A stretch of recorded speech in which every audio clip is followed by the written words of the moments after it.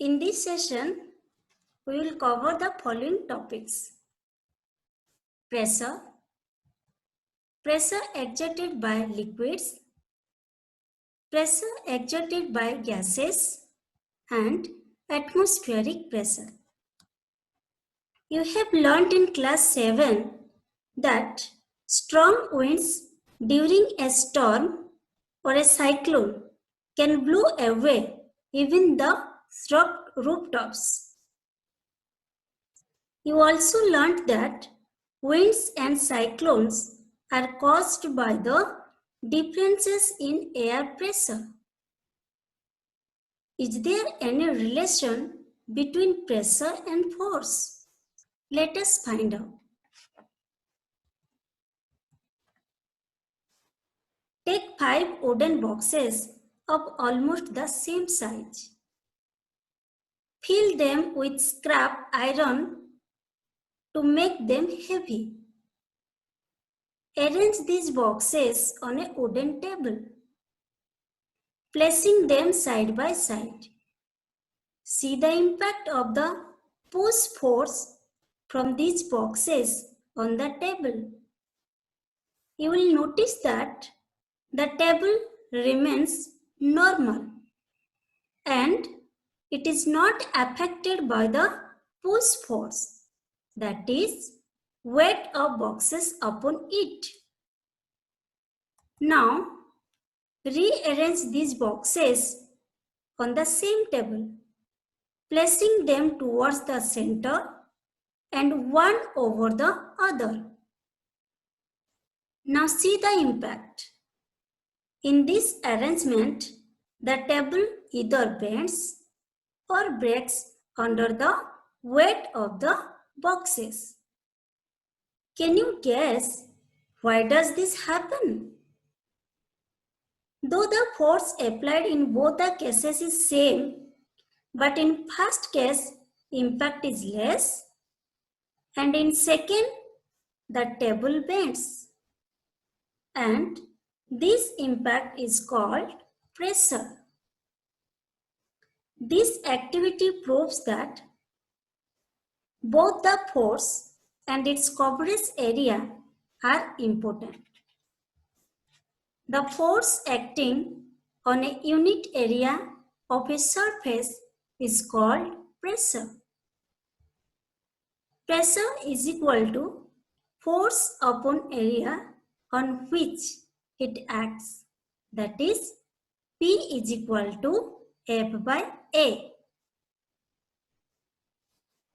Let us recall some of our daily life experiences.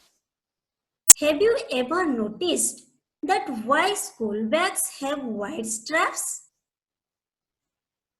A school bag has white straps so that the weight of the bag may fall over the large area of the shoulders of the child, thus resulting in less pressure on the shoulders.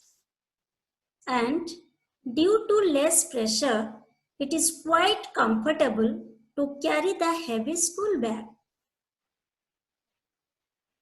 Why sharp knife cuts better as compared to blunt knife? A sharp knife has a very thin edge. It cuts object better because the area of contact is very small. The force of our hand falls over a very small area of the object, producing a large amount of pressure. And this large amount of pressure cuts the object easily. Now, why the tip of the needle is sharp? Due to its sharp tip, the needle will put the force on a very small area of the cloth, producing a large pressure sufficient to pierce the cloth being stitched. So, from all the above experiences, we can conclude that smaller the area on which the force acts, greater is the impact. And this impact is known as pressure.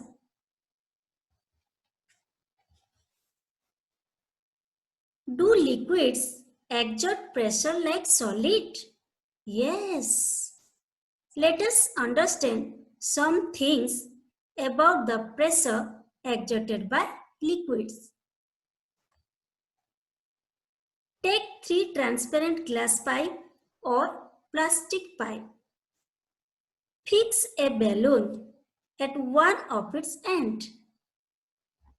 Pour water and observe the balloon and also the height of the water. In which of these will the balloon fill up with more water? In this one. That is because there is more water in this column.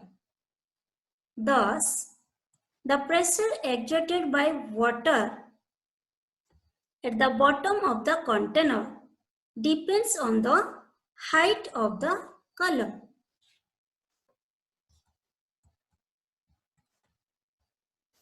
Make the arrangement as shown in the picture. Fill the glass tube with water. Observe the balloon. Is there any changes in size? Yes. The balloon bigger when we fill the tube with water. What does the bulging balloon indicate? It shows that liquid exert pressure on the walls of the container. Now, you know that liquids exert pressure on the sides of the container too.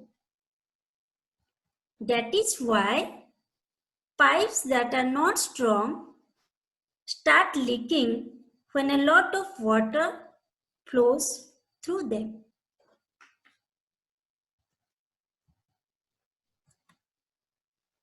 Take an empty plastic bottle.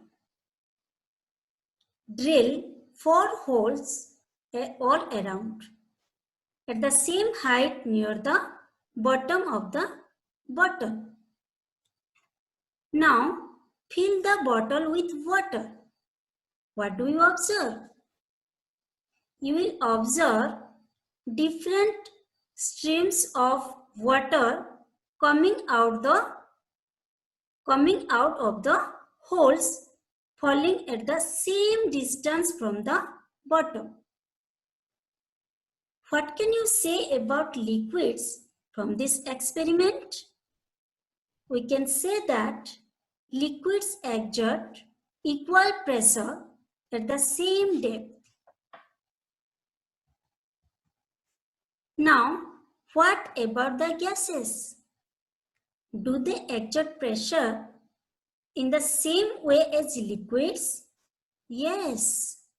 That is why you can blow up a balloon. When more and more air goes inside the balloon, it exerts more and more pressure on the side of the balloon, which makes it grow bigger. So, gases exert pressure on the sides of the container. We know that there is air all around the earth. This envelope of air around us is known as atmosphere. It extends up to many kilometers above the surface of the earth. The pressure exerted by this air is known as atmospheric pressure. There is a column of air on your head too.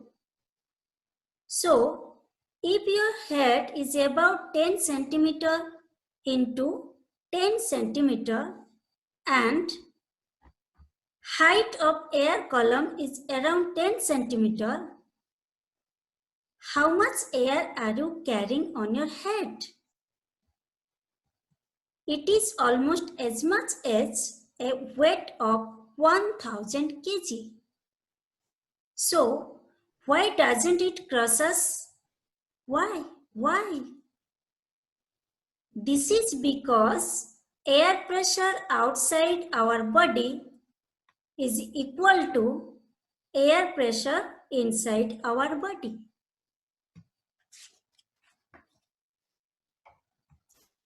In our day-to-day activities, we experience these instances of atmospheric pressure.